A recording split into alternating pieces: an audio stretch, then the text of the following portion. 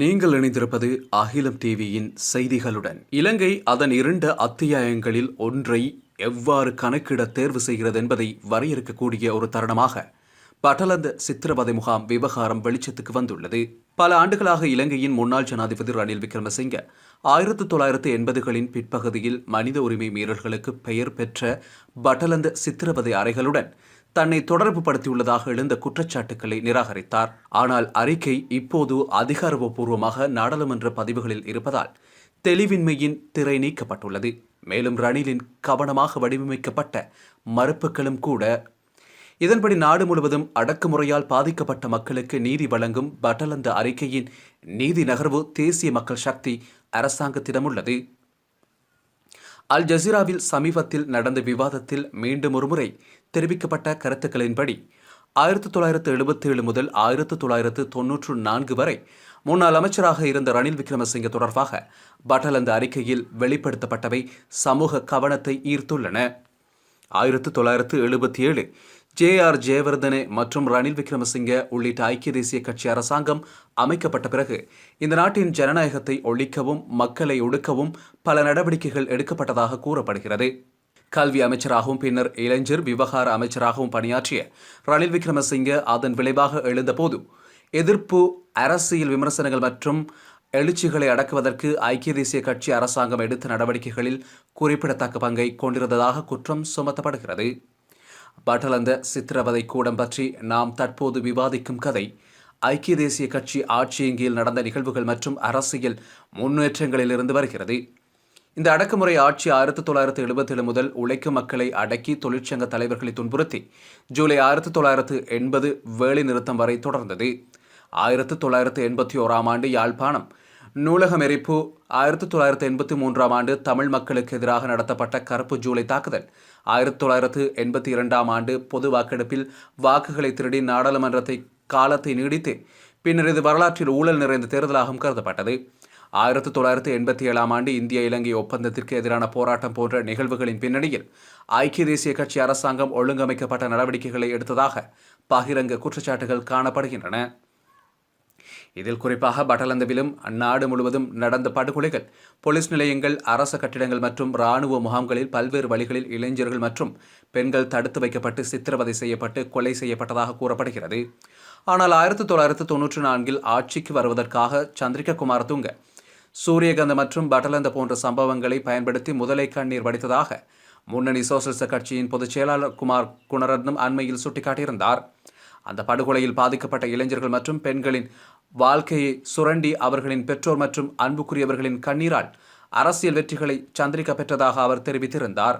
அவ்வாறெனில் சந்திரிகாவால் பட்டலந்த விவகாரம் கையகப்படுத்தப்படும் நடவடிக்கைகள் எடுக்காததன் காரணம் தான் என்ன? 1999 ஜனாதிபதி தேர்தலுடன் முடிவடைந்த பட்டலந்த சித்திரவதை கூடம் தொடர்பாக ஒரு சிறப்பு ஜனாதிபதி ஆணையத்தை அமைப்பதன் மூலம் சந்திரிகா ரணிலை அச்சுறுத்தல் செய்ததாக தெரிவிக்கப்படுகிறது. இந்த விடயம் குமார் குணரத்னவின் கருத்துக்களில் வெளிப்படுத்தப்பட்டது.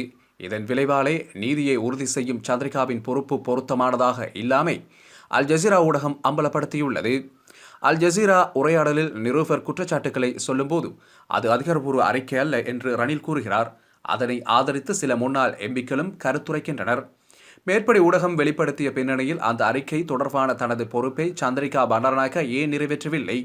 இந்த மக்களை ஒடுக்கும் ஒரு பொருளாதார அமைப்பை பராமரிப்பதன் மூலமும் எதிர்ப்பு தெரிவிக்க முன் வருபவர்களை அடக்குவதன் மூலமும் தொடர்புடைய குற்றங்களில் தனிப்பட்ட முறையில் ஈடுபடுவதன் மூலமும் அவர்கள் தங்கள் சொந்த வர்க்கத்தை அரசியல் தலைமைகள் பாதுகாக்கிறார்கள்.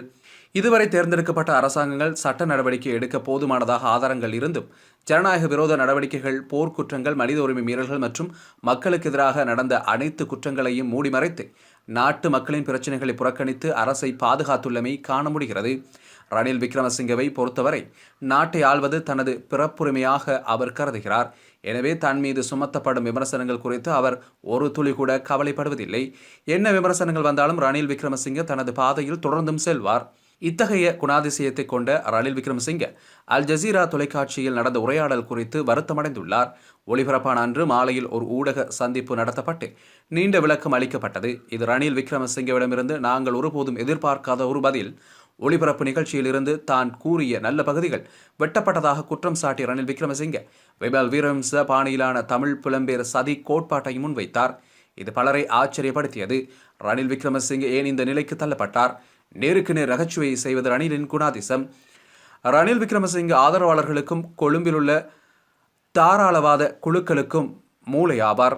ஆங்கில மொழியில் மீதான தனது தேர்ச்சியின் மூலம் அவர் உலகையே வெல்ல முடியும் என்று அவர்கள் நம்புகிறார்கள். உலக புகழ்பெற்ற ஒரு அரசியல்வாதி. அவர் ராஜதந்திர உறவுகளில் சிறந்து விளங்கினார். இலங்கையின் மேற்கு நாடுகளால் மதிக்கப்படும் ஒரே தாராளவாத தலைவர் அவர்தான். ரணில் விக்ரமசிங்கே இல்லாமல் இலங்கை இருக்க முடியாது என்று அவர்கள் உறுதியாக நம்புகிறார்கள். அல் ஜசீரா தொலைக்காட்சியில் நடந்த நேரடி உரையாடலின் போது அத்தகைய ஆபத்தான கதாபாத்திரம் நகைச்சுவையாக மாற்றப்பட்டது. இது ரணில் விக்ரமசிங்கவின் தாயாக சபைக்கும் கொழும்பில் உள்ள தாராளவாத குழுக்களுக்கும் நம்ப முடியாத தோல்வியாகும். இந்த சூழ்நிலையிலிருந்து அவர்களை மீட்க ரணில் விக்ரமசிங்கே நேரடி தலையிட வேண்டியிருந்தது. அந்த நோக்கத்திற்காக உண்மைகளை தெளிவுபடுத்துவதற்கான ஒரு பத்திரிகையாளர் சந்திப்பு நடத்தப்பட்டது என்பதும் தெளிவாகின்றது. இலங்கையின் ரணிலின் சவாலான கேள்விகளை கேட்கும் பத்திரிகையாளர்களை நகைப்பதும், என்னிடம் கேள்வி கேட்க நீ யார் போன்ற பதில்களை காண்பிப்பதும் அவரின் நீண்டகால உத்தியாக இருந்து வருகிறது. நீங்கள் பிறப்பதற்கு முன்பே நான் அரசியலில் இருக்கிறேன். இது போன்ற உத்திகளை அல் ஜசீரா போன்ற சர்வதேச தொலைக்காட்சி ஊடகங்களிடம் பயன்படுத்தலாம் என்றும் ரணில் விக்ரமசிங்கே நினைக்கிறார். அவரிடம் கேட்கப்பட்ட கேள்விகளுக்கு ராஜதந்திர ரீதியாக பதிலளிப்பதற்கு பதிலாக அவர் மெஹதி ஹசனுக்கு எதிராக தனது வழக்கமான தந்திரோபாயங்களை பயன்படுத்தினார். ஆனால் அது முதல் 10 நிமிடங்களே தோல்வியடைந்தது. நீங்கள் பிறப்பதற்கு முன்பே நான் அரசியலில் இருக்கிறேன் என்று கூறி மெஹதி ஹசன் மீது தனது வழக்கமான ஆணவ தாக்குதலை தொடங்கினார் ரணில் விக்ரமசிங்கே. ஆனால் ஹசன் அதை ஒரு பொருட்டாக எடுத்துக்கொள்ளாமல் புன்னகையுடன் அதுதான் இங்கே பிரச்சனை என்று கூறி ரணில் விக்ரமசிங்கே ஒரு பழமையான அரசியல்வாதி என்பதை வலியுறுத்தினார். தனது வழக்கமான துருப்புச்சீட்டு 2 அட்டைகள் கொண்டவரின் கையில் விழுந்ததை உணர்ந்த விக்ரமசிங்கே விவாதத்தை விட்டு வெளியேறுவதாக மிரட்டினார். ஆனால் அதுவும் எந்த விளைவையும் ஏற்படுத்தவில்லை. அவர் ஜனாதிபதியாக இருந்தபோது ஜெர்மனியின் DW தொலைக்காட்சி சேவையுடனான மிகவும் எளிமையான சாதாரண கலந்துரையாடலின் போது வெளிநடப்பு செய்வதாக தெரிவித்தார். ரணில் விக்ரமசிங்கவுக்கு மிகுந்த மரியாதை அளிக்கும் அணுகுமுறையுடன் மெஹதி ஹசன் இந்த நிகழ்ச்சியை தொடங்கினார். திவாலான நாட்டை 2 ஆண்டுகளுக்குள் மீட்டெடுப்பதிலும் நாட்டின் அரசியல் ஸ்திரத்தன்மை ஏற்படுத்துவதிலும் தான் வெற்றி பெற்றதாகவும் கூறினார். இருப்பினும் அந்த மரியாதையின் அடிப்படையில் கலந்துரையாடலில் தனது ராஜதந்திர ஆதிக்கத்தை தக்க வைத்துக் கொள்ள ரணில் தவறவிட்டார். இலங்கையின் முன்னதாக கடினமான காலகட்டத்தில் இருந்தபோது அப்போது வெளியுறவு அமைச்சராக இருந்த லக்ஷ்மன் கதிர்காமர் பிபிசியின் ஹாட் டாக் நிகழ்ச்சியில் கலந்து கொண்டார். ஒரு பக்கம் விடுதலை புலிகளுக்கு எதிராக போர், மறுபுறம் மனித உரிமை மீறல்கள் பற்றிய குற்றச்சாட்டுகள், விடுதலை புலிகளுக்கு ஆதரவான தமிழ் புலம்பெயர்ந்தவர்களிடமிருந்து அச்சுறுத்தல், தெற்கில் சிங்கள அரசாங்கத்தின் இலக்குகளுக்காக எழுந்து நிற்பதற்கும் ஒரு தமிழ் தேசியவாதியாக தமிழ் மக்களின் பிரச்சனைகளுக்கு அரசியல் தீர்வை வழங்குவதற்கும் உள்ள அணுகுமுறைகளை சமநிலைப்படுத்துவதில் உள்ள சவால்கள். இந்த அனைத்து சவால்கள் மற்றும் சிரமங்களுக்கு மத்தியிலும் Lakshman Kadirgamar March 2005 BBC hot டாக்கில் போட்டியில் வெற்றி பெற்றார். ஆனால் ரணிலோ தற்போது சிக்கலை எதிர்கொண்டுள்ளார். ஒரு உண்மையான ராஜதந்திரியாக லக்ஷ்மன் கதிர்காமர் ஒவ்வொரு கேள்விகளுக்கும் தெளிவான பதில்களை வழங்கினார். விவாதத்திலும் ஆங்கிலத்திலும் தனது திறமையை பயன்படுத்தி அவர் மீது தொடுக்கப்பட்ட குறுக்கு விசாரணைகளை அவர் முறியடித்தார். இது ஒரு உதாரணம் மட்டுமே. ஆகஸ்ட் 1994 முதல் அவர் அகால மரணம் அடையும் வரை இதுபோன்ற நூற்றுக்கணக்கான வெளிநாட்டு ஊடக ஈடுபாடுகளை அவர் எதிர்கொண்டார். ஆனால் லக்ஷ்மன் கதிர்காமர் ரணில் விக்ரமசிங்கவை போல ஒரு பேரழிவை ஒருபோதும் சந்தித்ததில்லை. அவர் எல்லாவற்றையும் ராஜதந்திர ரீதியாக எதிர்கொண்டார். ரணில் விக்ரமசிங்குடன் ஒப்பிடும்போது லக்ஷ்மன் கதிர்காமர் நமது நாட்டின் ஜனாதிபதி மற்றும் பிரதமர் பதவிகளுக்கு தேவையான கல்வி, தொழில்முறை மற்றும் அரசியல் தகுதிகளை விட அதிகமாக இருந்தார். ஆனால் துரதிருஷ்டவசமாக அவர் நிராகரிக்கப்பட்டார். ரணில் விக்ரமசிங்கவின் ஆதரவாளர்களும் கொழும்பு தாராளவாத சமூகமும் அல் ஜசீரா தோல்வியை பற்றி எதுவும் செய்ய முடியாமல் தவித்த போது அவர்களை காப்பாற்ற வந்தது ராஜபக்ஷக்கள் தான். ராஜபக்ஷ வாழ்க்கை வரலாற்று ஆசிரியர்கள் மேற்கத்திய சதி கோட்பாடுகளின் கீழ் ரணில் விக்ரமசிங்கவை ஆதரித்தனர். மேற்கத்திய உலக நம்பிக்கையை வென்றதாக கூறப்படும் தாராளவாத தலைவர் மேற்கத்திய சதித்திட்டங்களுக்கு பின்னால் ஒளிந்து கொள்ள வேண்டியிருந்தது என்பது வரலாற்றின் ஒரு முரண்பாடாகும். அல் ஜசீராவின் பின்னணியில் கட்டார் இருப்பதாகவும் மெஹதி ஹசன் ஹமாஸ் ஆதரவாளர் என்றும் ரணில் ஆதரவாளர்கள் தரப்பு கூறுகின்றனர். ஹசன் பிரிட்டனில் உள்ள புகழ்பெற்ற ஆக்ஸ்போர்டு பல்கலைக்கழகத்தில் தத்துவம், அரசியல் மற்றும் பொருளாதாரம் பட்ட பெற்றவர். அவர் ஒரு முற்போக்கான பத்திரிகையாளரும் ஆவார். அவர் பிபிசி மற்றும் MSNBC உள்ளிட்ட தொலைக்காட்சி நிறுவனங்களிலும் ஹார்டியன் உள்ளிட்ட அச்சு ஊடகங்களிலும் பணியாற்றியுள்ளார். சிலிண்டரும் ராஜபக்ஷரும் அந்த அறிக்கையை ஏற்க தயங்கினாலும் இதுதான் யதார்த்தம் என்பதை வருத்தகரமாக இருந்தாலும் கவனிக்க வேண்டும். அதுவே பட்டலந்த மூலம் வெடித்து இலங்கை உயரிய சபையான நாடாளுமன்றத்தில் சமர்ப்பிக்கப்பட்டுள்ளது. இதன்படி தேசிய மக்கள் சக்தி அரசாங்கம் பட்டலந்த விவகாரத்தின் வெளிப்படைத்தன்மைக்கு உறுதி பூண்டுள்ளது. மேலும் விக்ரமசிங்க முன்னாள் அரசியல் பாதுகாப்பை பெற்ற அனைத்து குற்றச்சாட்டுகள் மீதும் நடவடிக்கை எடுக்கப்படும் என்றும் அடித்து கூறியுள்ளது. குற்றச்சாட்டுகளின் தீவிரத்தை கருத்தில் கொண்டு விசாரணை முழுமையானதாகவும் வெளிப்படையானதாகவும் எந்தவொரு அரசியல் தலையீடும் இல்லாமல் இருப்பதை உறுதி செய்வதை மிக முக்கியம் என்பதே நீதிக்கான வெளிப்பாடு என்பதும் குறிப்பிடத்தக்கது.